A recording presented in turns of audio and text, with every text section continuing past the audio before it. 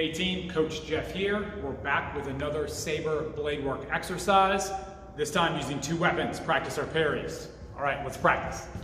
I want you guys to start from extension distance and do a few warm-up cuts. Just getting the feel for your timing and your distance here. All right. Once we're feeling nice and warmed up, then we're going to bring the other saber into play.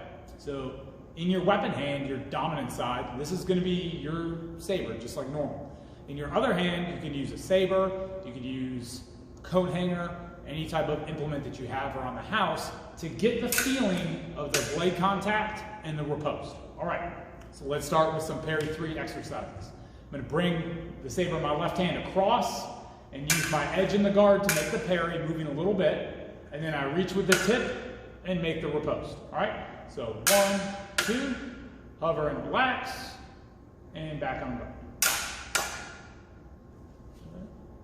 1, 2. I want to make sure when I do this that I'm not crashing the weapons together like a cymbal, and I'm also making sure that my tip is still staying aiming towards the mask and that it's not going away from the target or outside what we call the silhouette of the target.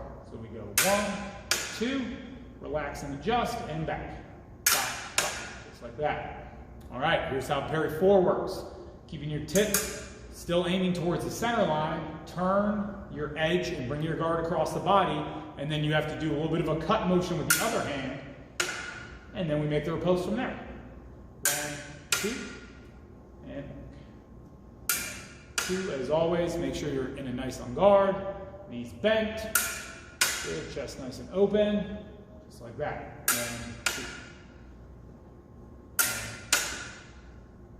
1, 2. Sometimes you can do them quick, like a beat parry. Sometimes you can practice a holding parry. Just like with our parry 3, when we're practicing our position 4, we want to make sure that we're not drifting too far away from the silhouette of the target. We're using the edge and the guard and leading with the tip. So the tip is going to start our parry, and it's going to start our riposte. And of course, we also want to practice making our ripostes to different target areas. All right? Up.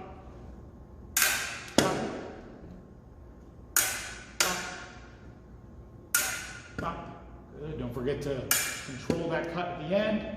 Active relaxation, just like we've been practicing on. All right, practice your parries. See you guys in the next one.